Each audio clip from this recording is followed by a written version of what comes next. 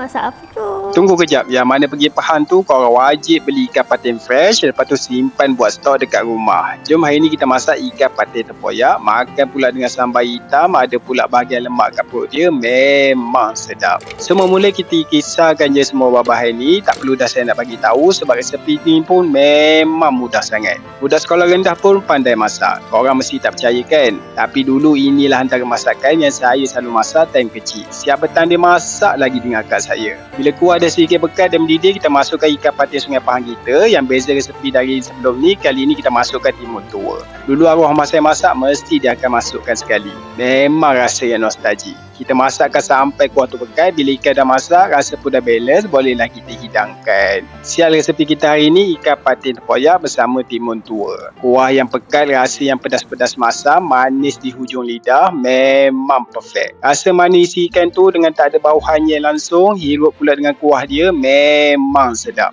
Siapa yang tak makan ikan sungai dan durian tu, ruginya korang. Makan pula dengan sambal hitam homemade yang abah buat, memang cukup lengkap satu hidangan. Ini kalau makan confirm menyandor. Untuk lebih banyak resepi, boleh follow, like dan komen. Jom makan!